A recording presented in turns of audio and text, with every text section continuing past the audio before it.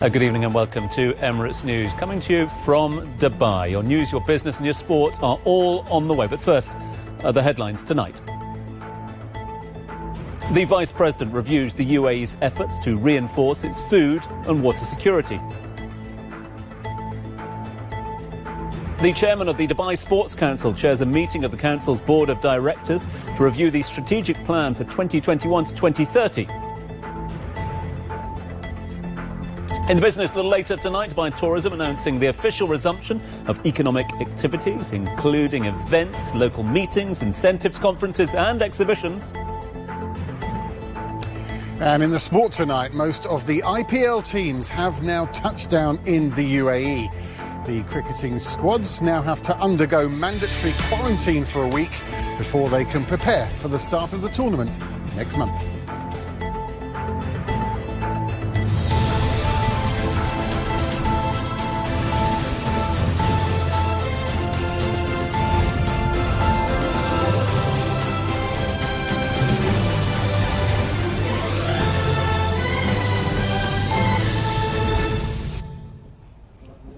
His Highness Sheikh Mohammed bin Rashid Al Maktoum, Vice President, Prime Minister and ruler of Dubai, today attended a meeting to review the UAE's efforts to reinforce its food and water security, following the announcement of the new structure of the UAE Cabinet for the post-Covid-19 period.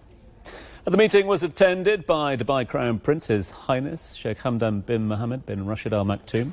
During the meeting, Sheikh Mohammed instructed Mariam Harab Al Maheri, the Minister of State for Food Security, to monitor the national reserves, invest in food technologies, establish international partnerships and implement practical solutions to the challenges facing the UAE. Sheikh Mohammed said our food and water security is part of our national security, and the sustainability of our food and water resources will ensure our sustainable development. The UAE's efforts to strengthen its food and water security are part of the federal government's work to ensure the country's readiness for future changes, capitalise on its achievements during the coronavirus pandemic and continue to successfully establish working teams that can undertake procedures to provide food supplies in local markets. Several other sheikhs and senior officials were also present at the meeting. The chairman of Dubai Sports Council, His Highness Sheikh Mansour bin Mohammed bin Rashid Al Maktoum, chaired a meeting of the Council's Board of Directors. The Council's 7-point strategic plan for 2021 to 2030 topped the agenda. The plan seeks to encourage every member of the community to embrace a physically active lifestyle and increase the contribution of the sports sector to the economy. Topping the list of objectives in the plan is the Council's promise to promote sports and physical activity in the community. The plan also seeks to increase the contribution of sports to the economy of Dubai, contribute to the future of the sports movement around the globe and attract private investment into sport. It is a national responsibility for everyone living here in the UAE to follow the safety guidelines to help combat the spread of Covid-19.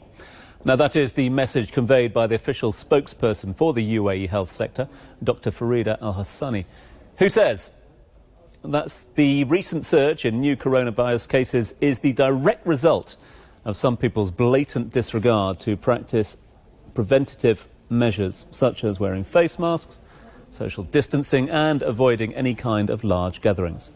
The official also added that the 20 to 40 age group is the most affected due to the wrong perception that they are less likely to be infected. So the UAE today announcing 390 new cases of Covid-19. This brings the total number of cases here in the country to over 67,000. The Ministry of Health and Prevention also announcing 80 new recoveries, bringing the total to over 58,000. Meanwhile, 3 new fatalities linked to the virus were reported over the past 24 hours, taking the death toll in the UAE to 375. More than a dozen rapid Covid-19 testing centres are now operational across the whole of the UAE. The 50 dirham laser test offers commuters travelling to Abu Dhabi a cheaper and faster way to enter the capital, as long as they can show a negative test result at the border. Over the weekend, authorities announcing that there are now 3 testing locations in Abu Dhabi, 2 in Al Ain and Dubai, as well as 5 more facilities across the Northern Emirates. For locations in Gantut at Hilly Wedding Centre and Ajman, appointments must be booked in advance on the dedicated website, while all other locations can be booked using the Seha app. Also, the test is valid for 48 hours and can only be used to enter Abu Dhabi. A Dubai Media Office has launched a new initiative that now gives the public and the media a chance to ask questions to Dubai's senior government officials. People can use hashtag AskDXP official to clarify issues and concerns related to the government. So officials say the new interactive channel aims to ensure that the government of Dubai is constantly connected and engaged with its citizens and its residents. The first interaction through the platform this week featured the Director General of the General Directorate of the Residency and Foreigners Affairs in Dubai, Major General Mohammed Al-Mari, who answered a series of questions on current immigration and travel procedures for the UAE citizens and residents. Al-Mari clarified, among other questions, that all expats holding a valid resident visa are allowed to return to Dubai through any UAE airport, as long as they've received a return permit from the authority and have a negative PCR test result.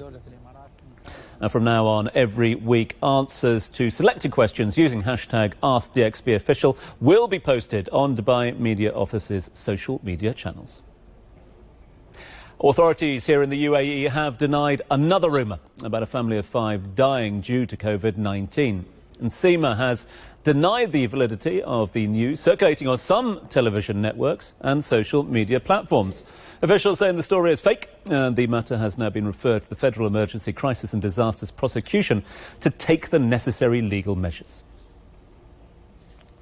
Now, over the weekend, Dubai's international humanitarian city sent additional aid to Lebanon to help those affected by Covid-19 and the blast in Beirut earlier this month.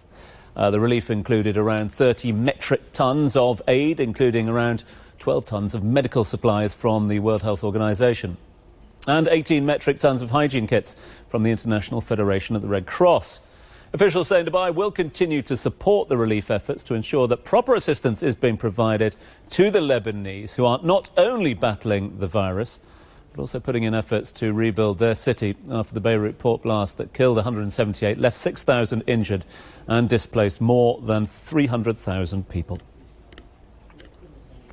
Looking at global numbers now, and there are close to 23.2 million people infected by Covid-19 around the world. The death toll stands at over 804,000. That's the latest from the Johns Hopkins University, who say the last 100,000 fatalities were added in the past 17 days alone. Now, their coronavirus tracker also shows that the US has the highest number of infections, with over 5.6 million cases and a death toll that surpassed 176,000. Brazil next, with nearly 3.6 million cases and more than 114,000 fatalities. India follow with over 3 million infections and nearly 57,000 deaths. Meanwhile, Russia currently has more than 954,000 infections and over 16,000 deaths. And finally, South Africa rounding off the top 5 hardest hit countries with 607,000 cases and close to 13,000 deaths. In other news, the Abu Dhabi Early Childhood Authority has launched the first of its kind Child Online Protection Guide right here in the UAE. So the guide focuses on providing a holistic approach to all potential threats and risks that children may encounter online on social media platforms, electronic games and other digital platforms. The guide is available for parents and caregivers to download via the ECA website. With high internet usage in the UAE and 99% of the population being active on social media, the guide is intended to support parents in the development of good digital habits.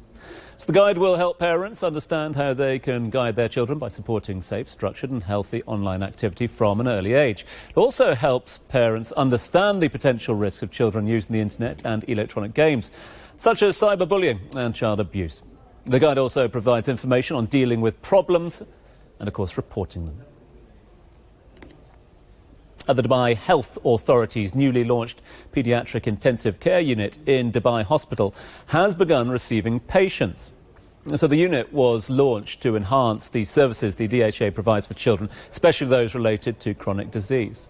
The new unit takes into account all the medical needs of children as well as their privacy, as each child is allocated an independent room equipped with the latest medical equipment and technologies. Other elements are included in the rooms to ensure the comfort of the child's parents while they stay with them. New unit established to meet the increasing demand of having a pediatric intensive care unit that is separate from the one designated for adult patients.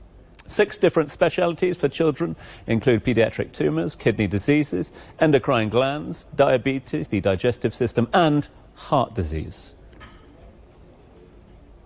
More than 316,000 UAE motorists and passengers have been fined within the last 2 years for not wearing their seatbelts while driving.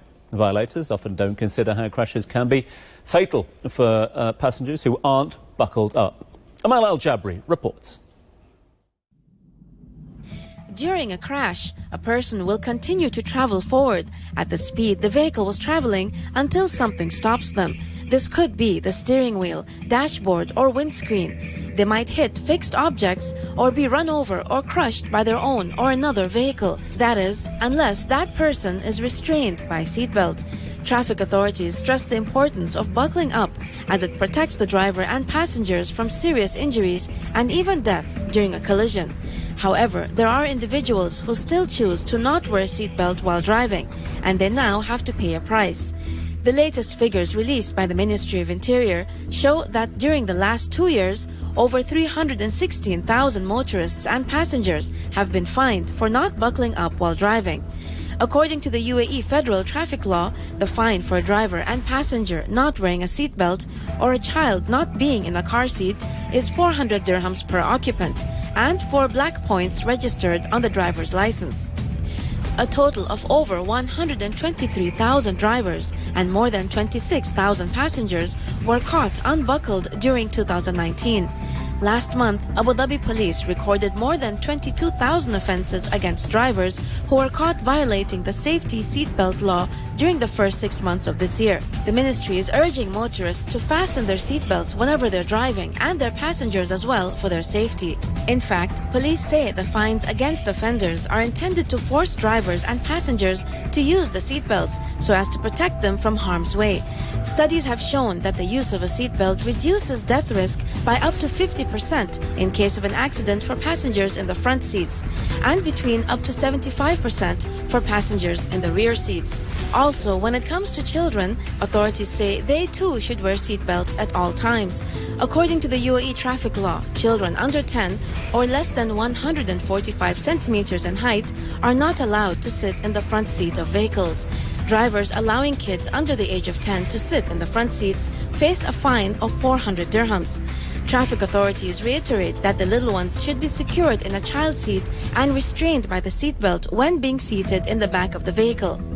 Chances of being killed or hurt in an accident is reduced by 80% thanks to one of the car's more important safety features, the seatbelt. Amal Al-Jabri, Emirates News. Time for a short break, but do stay with us here on Emirates News for the latest business news next. And Dubai Tourism has advised members of the business and the leisure events industry of the official resumption of economic activities. It means events are set to resume. Details next.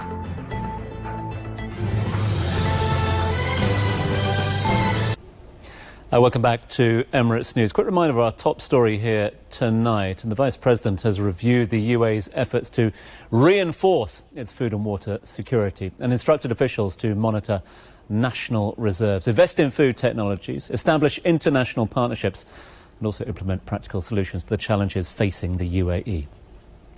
OK, time now for all the latest business.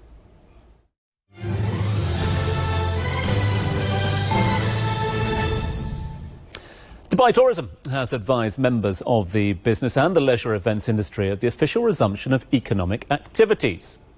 Now, according to the circular from the Department of Tourism and Commerce Marketing, all local meetings, incentives, conferences and exhibitions events will be allowed to resume from September the 15th.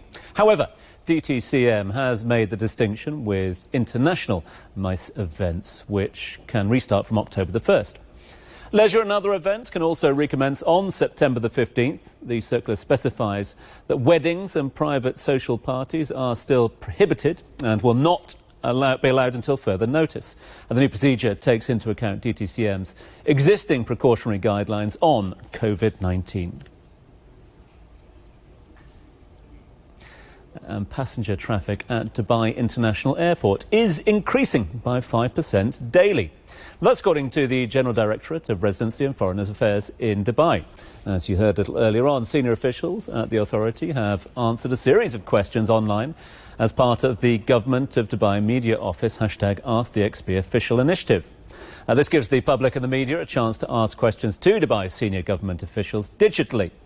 It's also hoped that Dubai International Airport will be back running at full capacity by the end of this year.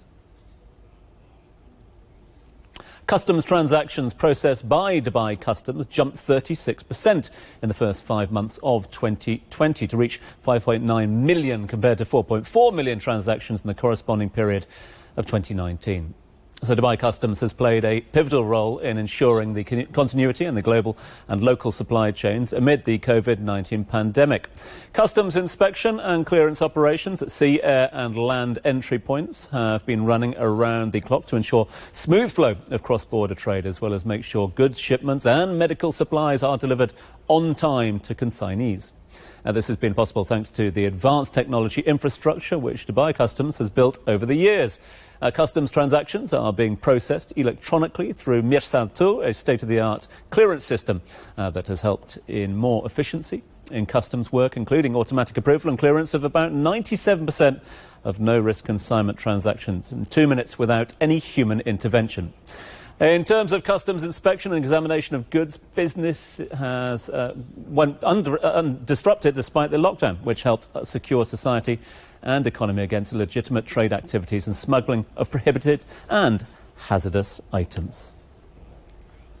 Aldar Properties today publishing its second annual sustainability report, demonstrating strong progress in 2019 and charting an ambitious roadmap for the future through a number of key commitments. So the report makes ambitious commitments across the company's economy, people, community and environment pillars. These include the development of Aldar's carbon neutral action plan, the integration of sustainability into investments criteria and due diligence, and the auditing of all primary contractors against the company's worker welfare policy by the end of 2021. Officials say sustainability plays a key role in the way Aldar operates, collaborates, innovates and grows. Dubai's daily electricity load peaked to 9,074 megawatts this year compared to the 8,516 in 2019. Now, that's according to Dubai Electricity and Water Authority, which added that 6.6% year-on-year increase is the highest since 2012. So this increase is seen as yet more evidence of a boost of social and economic activities here in Dubai. Meanwhile, DEWA reducing losses in electricity transmission and distribution networks to 3.2% compared to the 6% and 7% recorded in Europe and the US, respectively. This comes as water network losses decreased to 6.6%. Now compare that to the 15% in North America. And the RTA say the new trucks rest stop project at Dubai Land on Emirates Road is now over halfway complete. The facility, which is now 55% finished, is going to be the first integrated truck stop zone that meets the basic and daily needs of heavy vehicle drivers across the Emirates. Once complete, it's going to have 100 parking slots for trucks and other facilities to serve the basic and the daily needs of truck drivers, as well as a specialised technical testing centre for heavy vehicles. You're watching Emirates News. Time now for another break. Do stay with us. When we come back, it's all the latest sport with Mr. Clues. And I understand some early arrivals for the IPL, is that right? Early arrivals, yeah. They've all been staggered out during the week, all the IPL teams. Here, obviously, we're delighted to have the IPL coming to the UAE. Teams are here. They're all in quarantine. Naturally, as you would expect, they should be getting out there and hitting a few balls soon, we hope. All right, coming up in the sport, UAE football clubs get ready for the new season with a series of friendlies. And the IPL stars arrive in the UAE and begin their mandatory week of quarantine.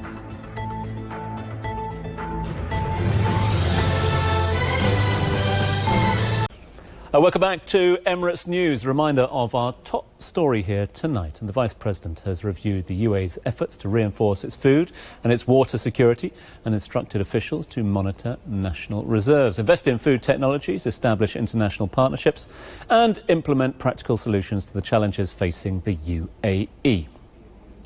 OK, time now for all the latest sport with Mr. Graham Clues.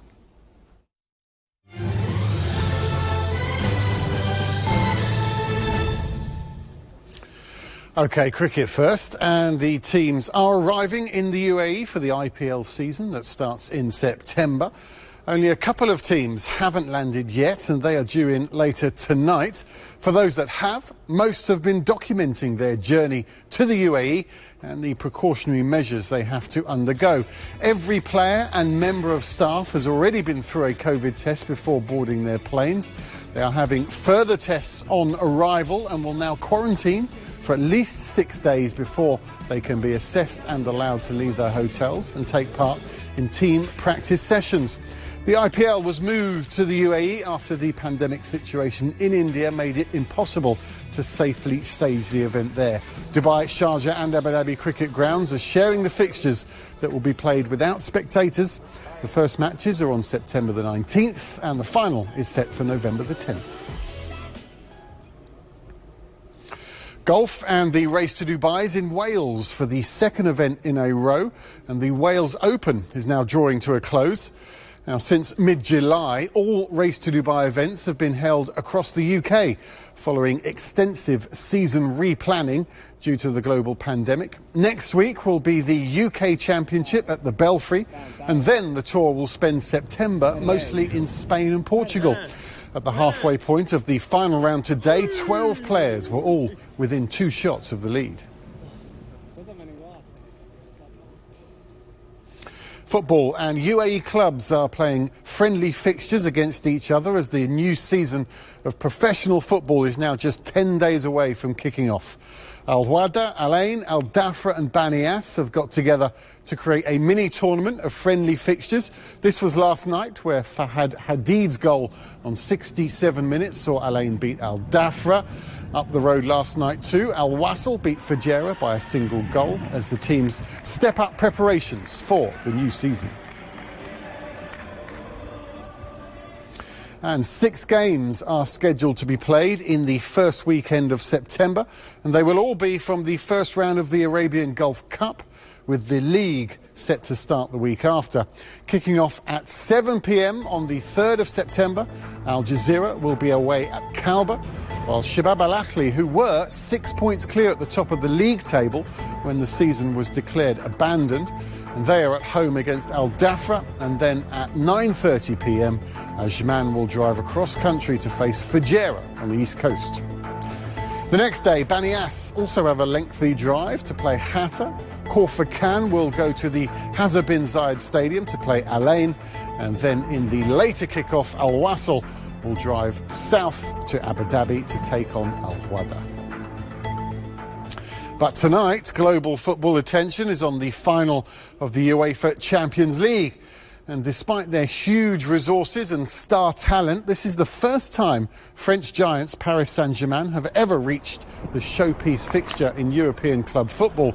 Although they boast the likes of Mbappe and Neymar in attack, they are up against the mighty Bayern Munich, who've won this trophy 5 times before, and this is their 11th final. Now, the final is taking place in Lisbon, in Portugal, and kick-off is at 11 p.m. Worth staying up for. All right, that's your sport for tonight. Back to Tom.